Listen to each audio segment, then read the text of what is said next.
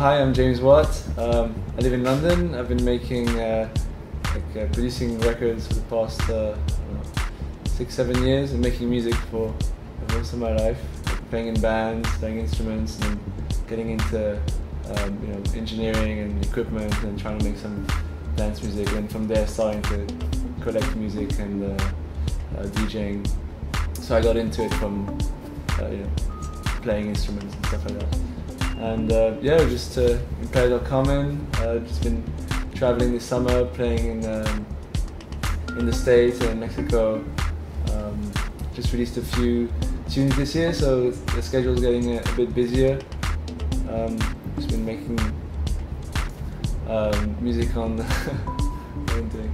Had a release on Crosstown Rebels, and just one this week on Poker Flat. I did a Loop Masters sample pack with Dan Bergson, with whom I've been playing live for most of the gigging I've been doing. And I don't know.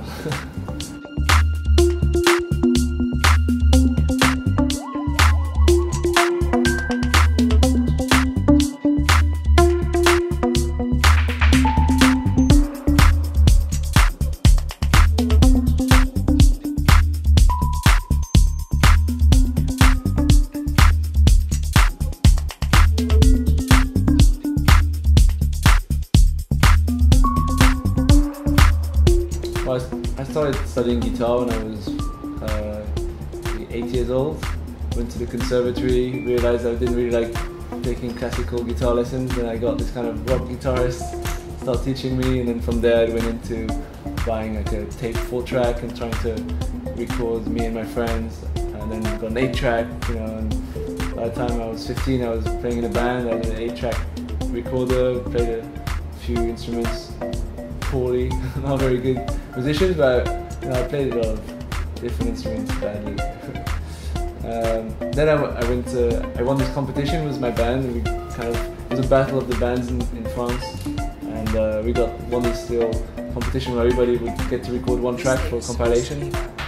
So we recorded a track, and after that I went to music school which I did 3 years off in London at London College of Music.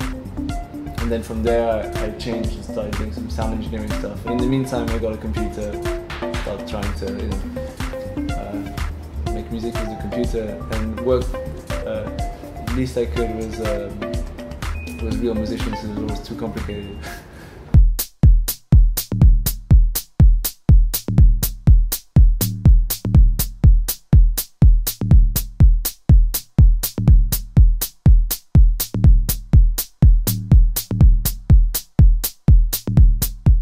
I was doing I just signed my first release, which was like a library music CD. It was like basically lots of electronic music I had done, which wasn't really, aimed towards any label. I didn't really know enough about different genres and different scenes to place it anywhere. And it was all this collection of electronica, which I kind of compiled and managed to sell to this library music CD, music library, and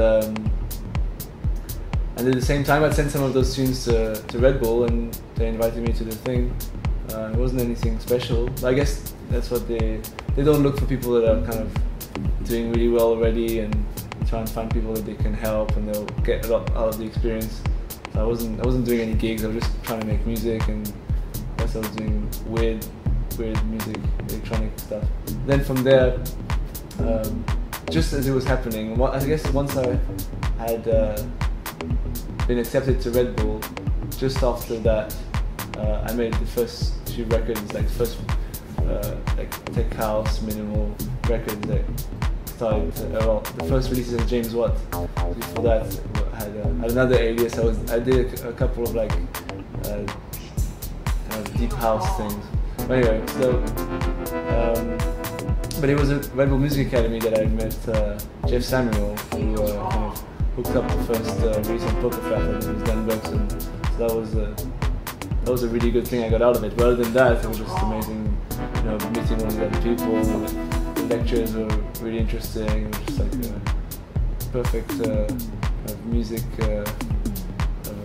holiday / lesson. Yeah.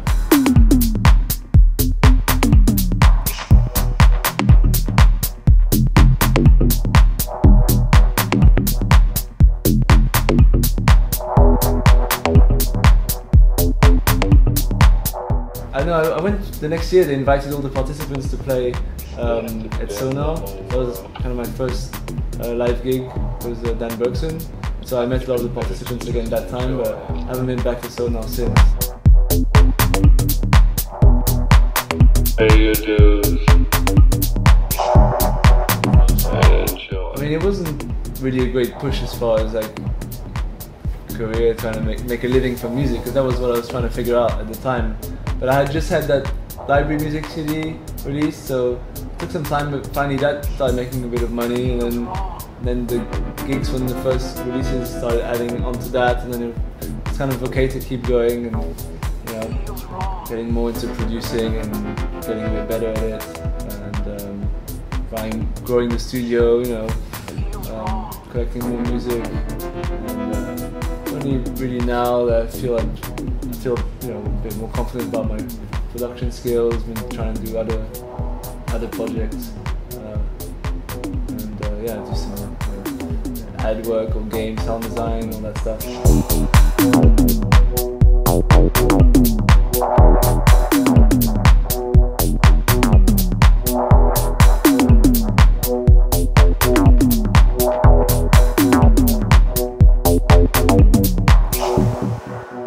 My parents weren't really musical, so you know, I was growing up in the south of France. It's not exposure to much great music. It was just like classic.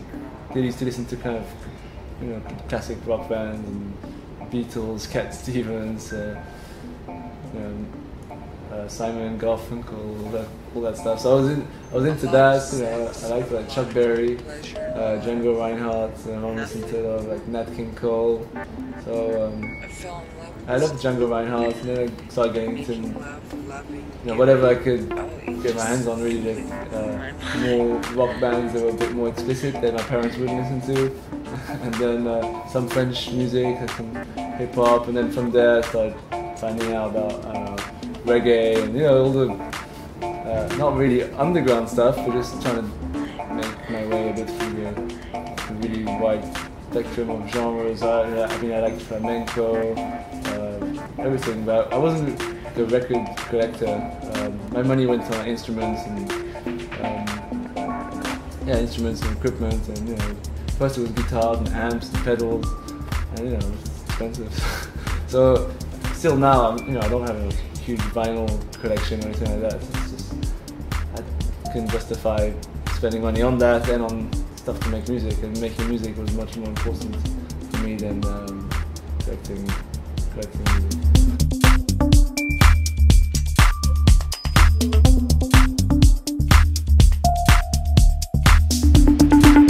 This tape is supposed to be about love.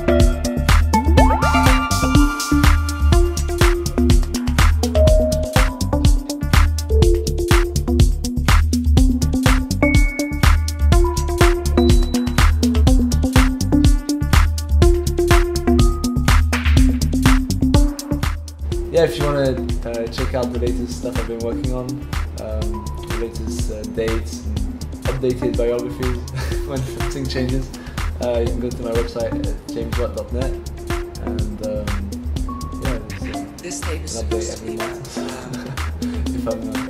if I'm not on holiday.